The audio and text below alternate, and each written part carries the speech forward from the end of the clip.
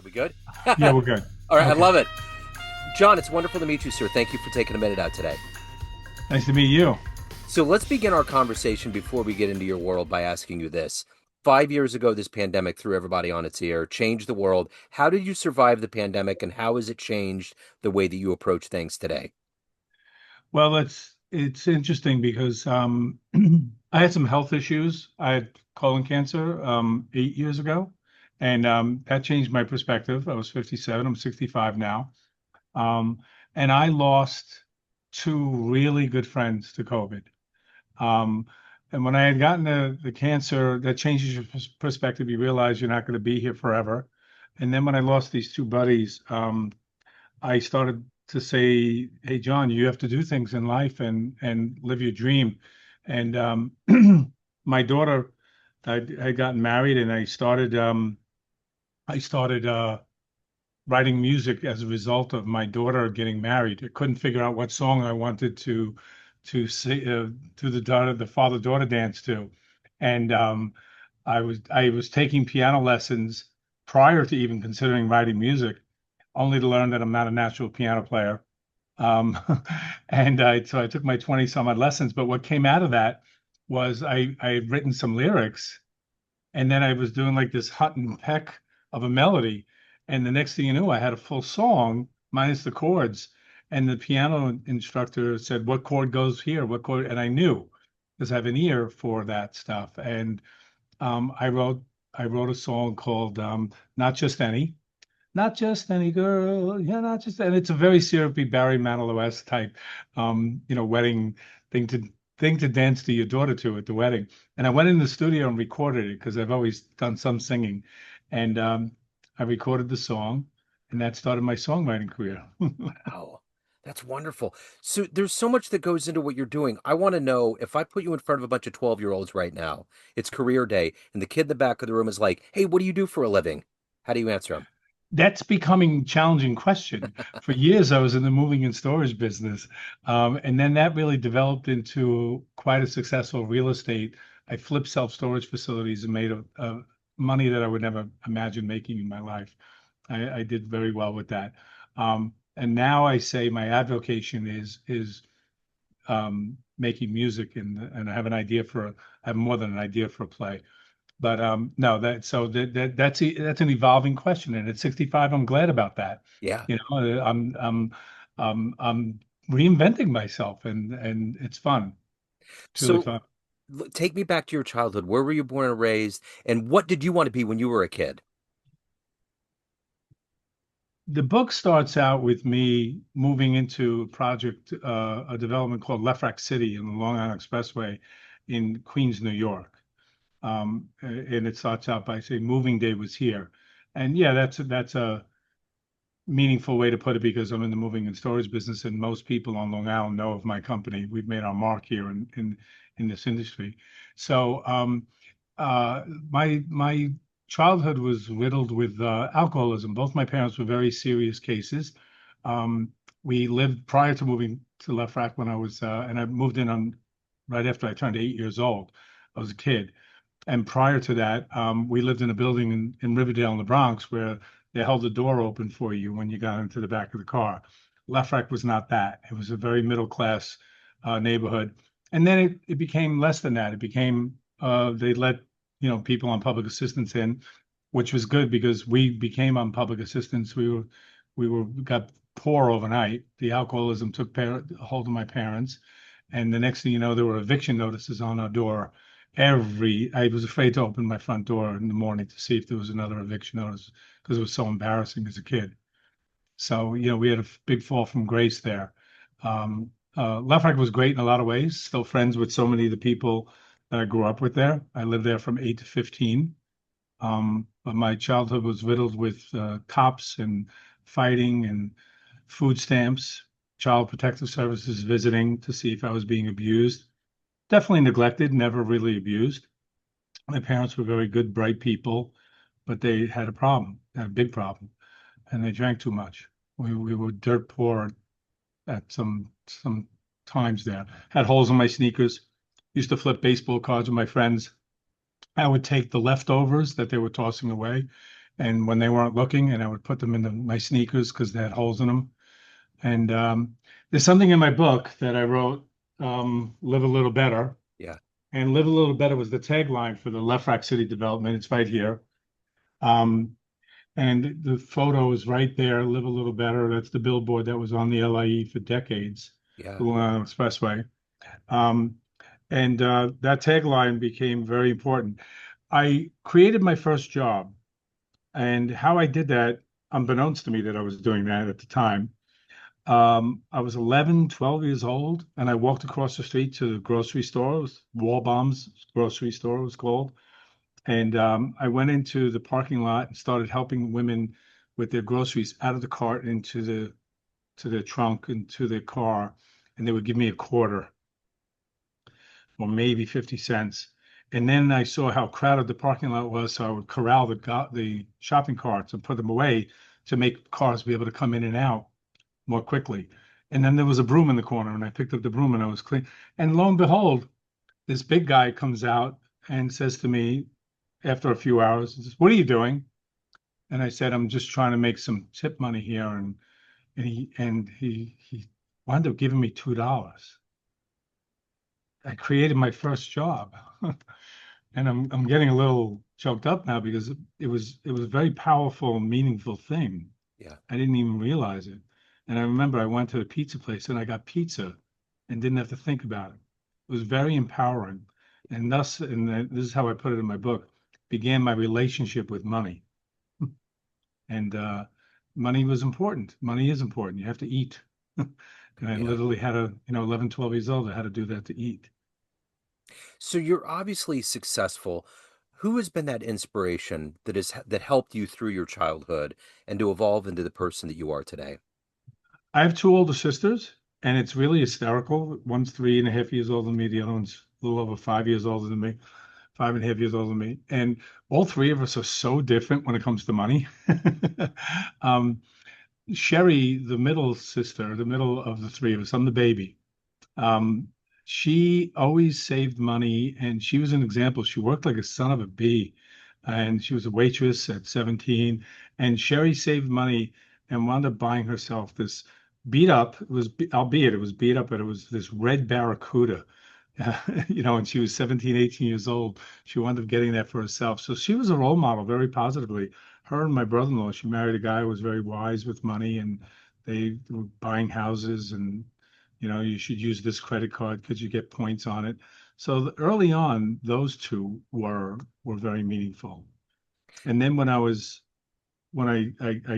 finally got sober myself because I became an alcoholic. Really funny, the sins of the children, the sins of the fathers, and both my parents were bona fide alcoholic. My dad died when I was 21, directly due to the disease, and my mom, who was also a very bad alcoholic, had a big health scare.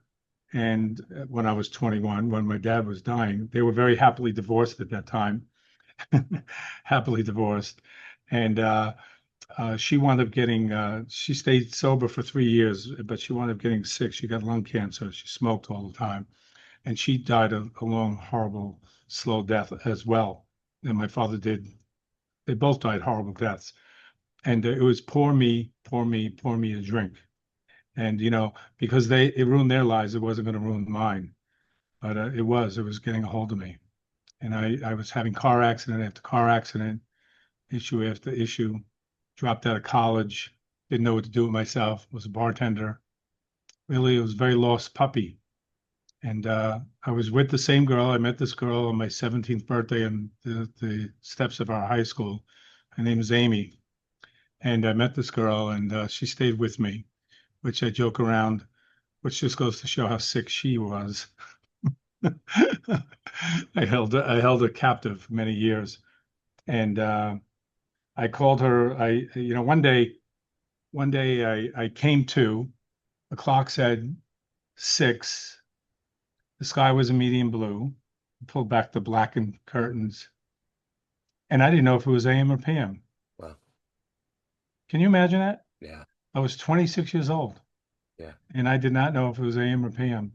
I don't want to gross your audience out here, but I mean, when I was bad, I was bad. it was in my mid-20s, and several times I sat on the edge of my bed, not realizing it wasn't the toilet bowl. Wow. Yeah. Yeah. It should be like one of those things.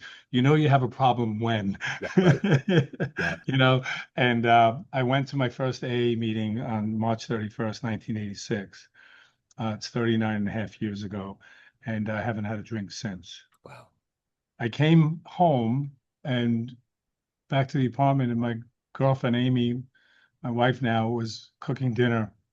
And before the door closed behind me, I said, our whole lives are going to change. I knew I was in the right place from day one. I got very lucky with that. Yeah. Very lucky with that. So let me ask you about the book. What was the process like? Was it painful to rehash the memories? Did it ultimately become cathartic? What was the journey? Because that's a big deal to write a book. It What was is. the journey like for you?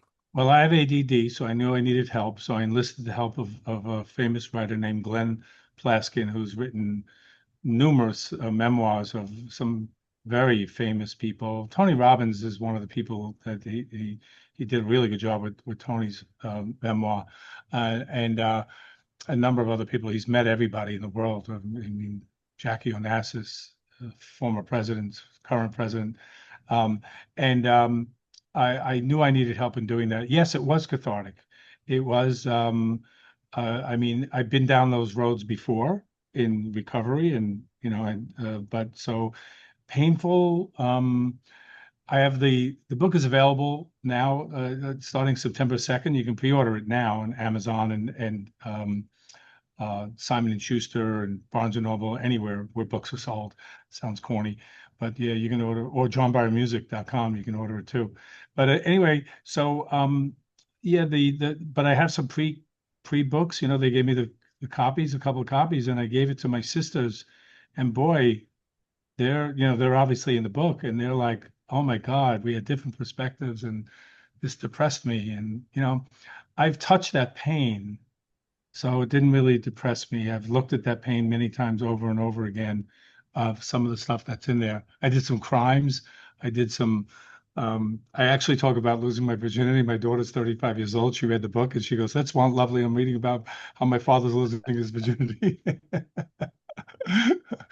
So it wasn't all pain, it was some pleasure. Yeah. But yeah, so it's been a journey. It's been a journey, and I'm glad I did it. And I think I did it because you're getting older and getting older, and you're doing it.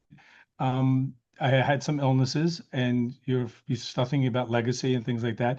But it's my daughter who inspired me to write my first song, who made me, I'm going to say, write this book, because I was telling her about another book that I've read, and it was about a guy who didn't grow up who grew up in a bar, very similar to me, and I'm speaking so enthusiastically about it, and she said to me, "Dad, you have to write your own story. Your story it's inspirational.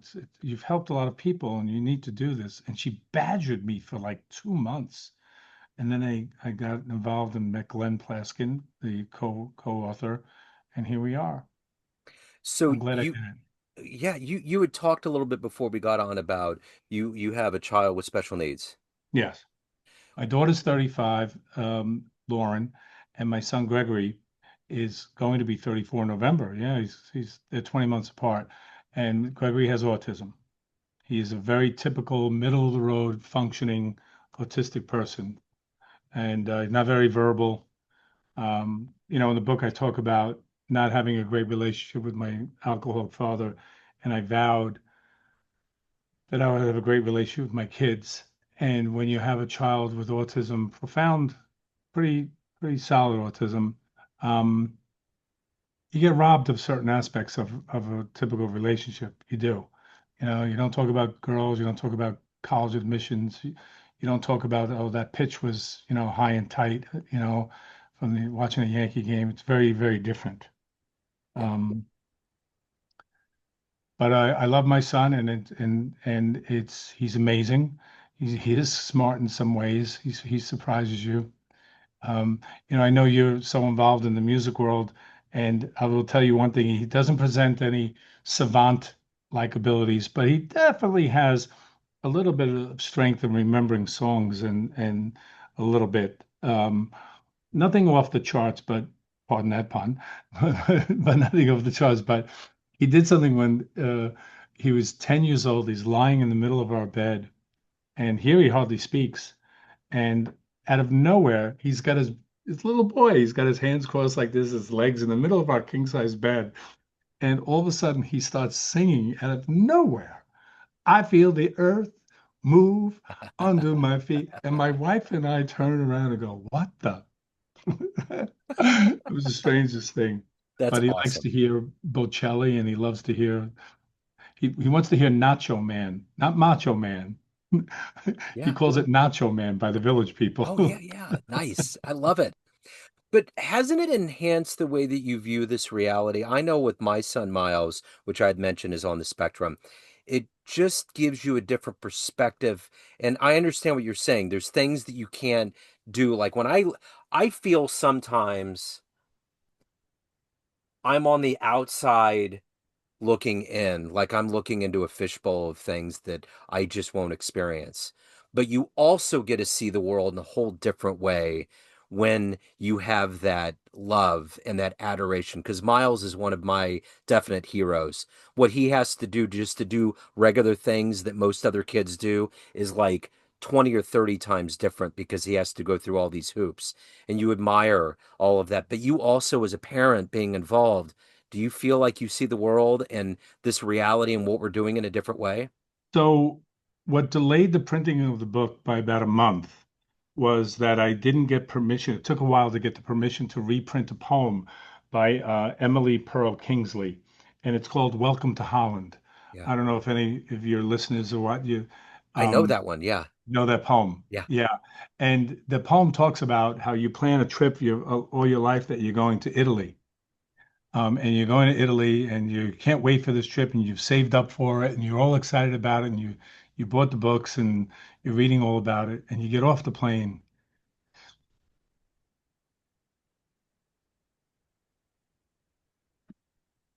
excuse me, I know. and Trust me. you're It's making me emotional too. I'm in the same boat. I get and it. you're in Holland and you're in Holland. It's a very different trip. It's not the Yep. one you planned, I know. but Holland is beautiful too. Yep. I get it. I totally get That's the it. gist. That's the gist of the poem. I'm not reporting it back so eloquently, and I'm laughing at myself for being choked up. But You shouldn't. I feel I it. waited a month to get permission to reprint it, and I would urge your readers to read that. If I, you I have anybody with alcoholism, if you have a special needs person, if you want somebody who's inspired, if you have somebody who needs help and a lot of people have adversarial situations in their lives. I'm no different. I don't have much more than anybody. I'm sure I have more than some and hell of a lot less than others. But it's my story. There are different aspects to it. And I feel like I have come out on the other side of some unfortunate stuff. And, I've carried the principles of AA into the world of autism. Um, you know, you share your experience and your strength and hope. That's a credo in AA. And I've carried that in. My wife and I have carried that into to the autism community. I mean, my son's 34 years old soon, and we still get phone calls referred by other parents who kids were just diagnosed, or my kid is going to be leaving high school soon. What should I do? What about housing? What did you do? What are you doing? What about wills and trusts and estates? What about this? And we relish and invite those phone calls and emails or whatever all the time. yep. And we jump on them because we've been there and we know what it's like. And like AA, and when you go into a 12-step program, whether or not it's, alcoholism, narcotics, marijuana use, whatever, you're not alone. Yeah. And we want other parents to know that they're not alone. And we do have a lot of experience with it. So let's switch gears here and get a little lighthearted. What was the first concert that you ever saw that blew you away? Okay. Well, that blew me away. The first concert I ever saw, I was living in Lefrak, and my friends, Richie Weintraub, God rest his soul, we somehow saved money or got money from his parents. to go see Frankie Valli in the Four Seasons Wow. at Madison Square Garden, no less. Oh, wow. Yeah, that was exciting. So it was Madison Square Garden. They sold it out back then. It was Wow. 1972, I think. I was 12 years old. We were allowed to go into the city by ourselves back then. Yeah. Today, you're not so sure you're sending your 12-year-old into the city by themselves anymore. Yeah. Um, but I'll never forget that. And then I've gone to hundreds and hundreds of concerts, and I will share one venue that'll blow you away. I've seen five acts at this venue. When I tell you the five acts, you're going to be like, really? I saw at the Nassau Coliseum. Yeah. I saw Phil Collins in Genesis. Wow. Okay. That's the low bar, and that's a pretty high bar right there. Yeah. Uh-huh. Okay. I saw Prince there. Okay. Yeah. And I was doing drugs at the time. I would share with you that cocaine was very popular. I was pretty wired up at that concert. Yeah. And I'm going like this. People are going, Purple Rain, Purple. And I'm going like this, Purple Rain, Purple Rain, Purple Rain, Purple Rain. True story, Yeah. right? So I saw Prince there.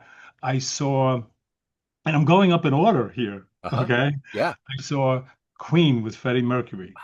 in 1979. Wow. Yes, that was unbelievable. Fat Bottom Girls, they all came out on bicycles and, bicycle, bicycle, that was Yeah. unbelievable. And I saw Sinatra there towards the very end of his career, Wow. which was phenomenal. And then I saw, this is the biggie, not Sinatra, not Right. Queen, not Prince, right? I saw Elvis Presley in 1975 in his last New York appearance when I was 15 years old. Wow. My friend Tony, his father, gotten tickets because they were Elvis freaks, and I'll never forget it. He was out of his mind. He was toasted. Yeah. He was not with it. I remember the Jordanaires used to have to come from behind the microphone and point him back up to his microphone. Of course, they were on cordless back then, Yeah. you know. And those are the acts that I saw just at the Wow. Nassau Coliseum alone. That's amazing. So Yeah. let me ask you this. In this very long life of evolution and accomplishment and seeing the other side, what are you ultimately the proudest of that you've accomplished or that you've done? My kids. Yeah. I was bragging today at lunch with my staff here about the best moments of my life have been watching my kids achieve. My daughter was an outstanding soccer player, and she was all county. I knew she wasn't going to be Mia Hamm, but she excelled at the sport. And I can play back some of those videotapes and bonding with the parents in the bleachers. And I was the assistant coach for a while. And I'm proud of the fact that I had my own business. So you do have the ability to say I'm leaving when you want to leave. And we weren't making a ton of money back then when she was little playing the game. Um, but I never missed one game Yeah. of her lacrosse games or her soccer games, and I've never missed one meeting. My father, even even though he would be in the room with you, he was never present. Um, you know, uh, my son would have CSE meetings all the time, Committee on Special Education. Not only was I there, but I was always present. I never missed one of his meetings. I never missed any of her games or anything like that. And that's what I'm most proud of Yeah. in my life. I Uh, get it. in I my totally get office, you can see in the corner there, that's the Da Vinci, that's the Renaissance man. it. Yeah. And that symbolizes for me balance Yeah. and to make sure not only was taking care of my son, taking care of my daughter, my wife and I, our marriage, my own dreams. Yeah. I'm a Libra, so I get that Libratic scale. I get that balance and all of that. Let me comment on that for a minute, Yeah. Sure. because in my sobriety, what I picture, I used to drink Michelob because it had a fancy gold label. I was a big shot. Yeah. So, so I picture the Libra scales, and I picture a bottle of Michelob, all glistening with dew on it, and I picture everything else in life that you want, Yeah. and it's my choice, Yeah. and I've chosen the latter. Absolutely. So at the end of the day, John, everyone has a perception of you, family, friends, clients, everyone that knows you, everyone that gets your book, but you run the show. What's your perception of you? Who do you think you are? I think people in business certainly, I'd like to think that they think I'm fair and straight shooting. I mean, we build quite a business here based on having integrity and just, we say we're going to do this and we do it and we're fair-minded. Um, every year we were able to get another truck, another truck, another truck. It's moving in storage. It's common sense and caring is really what drives it. I dropped out of college. I went for 2.5 years. I have 30 something credits. I partied my ass off. Um, and then I think that people know that I have this incredible passion for music. They know my wife and I have been incredibly committed to the autism cause. Um, on Long Island, I love Autism it. Speaks. We've been Yeah. involved. A lot of different things. We both sit on boards now, Spectrum Designs. Um, so multifaceted. People know personally about me that I'm sober. I don't hide that. I want people to know that I want to scream it from the rooftops because I want other people who think if they do have a problem that they can go to go to me and you're not alone. And I say I'm an alcoholic and people look, how could you be an alcoholic? You have this big business and I know I'm an alcoholic. I just haven't drank in a while, you Yeah. know. Um, Still go to meetings, still connected to those people, still connected to my first sponsor when I first went in to the meetings. And people do know that I have a passion for music. So not only is that poem in this book, but every chapter begins with a couple of lines of a song Yeah. in the beginning. So, I was a bartender for a while, and my name is John. And Bill, I believe this is killing me as the smile ran away from his face. For sure, I can be a movie star if I could just get out of this place. That comes from Piano Man, obviously. Yeah. And yeah, that was me to a T. Yeah. So that does head up one of the chapters in the book. You know, So if anybody wants to get a copy of the book, Live a Little Better, they want to reach out, any of the good business, your songwriting, where do they go? they go to either John Beyer Music .com or they go into Amazon, Simon and Schuster, Barnes and Noble, any of those sites. Live a Little Better is out there and it's selling. We have a lot of pre-order sales, I'm happy to say. I love it. Well, I Yeah, got to tell you, John, cats like you are my heroes. You have seen the other side. You've survived having a son with autism. There's so many things that I find a kinship with, and I find it absolutely admirable. And I think it's a huge deal. And I really appreciate you putting it out and getting the story out there. It's very essential. All the work you're doing, man. I'm blown away. I'm very humbled and I'm so happy that you've shared this story because I know it's hard. I mean, it can it be is really hard. difficult to talk about and to get into. And sometimes I find myself not wanting to divulge and talk about it. It's just sometimes living it is enough. But getting the story out there takes a lot of courage. Yeah, I headed up a father's support group when my son was that was 20 some odd years ago. The organization has since moved on, but I was the ringleader there on that. And that was a very rewarding thing. These young fathers, um, coming in and crying their eyes out. And Yeah. yeah, my wife and I did a TV interview for NBC. We were asked to do it because we were active on Long Island, and it was supposed to be on the effects of marriage. Um, and it does take a toll. It is, 80 some odd percent. The divorce rate is 50 something percent, about 50-50, generally. When you have a special needs kid, it climbs to like 85%. Yeah. And it does add a lot of extra stress in so many different ways. Um, but yeah, that I had that father support group, and that was a very rewarding thing. That's wonderful. Well, thank you for your story. I appreciate it. And best of luck with the book release and everything else. Hopefully, we'll stay in touch, man. This has been absolutely Listen to the wonderful. music. Yes. Yes.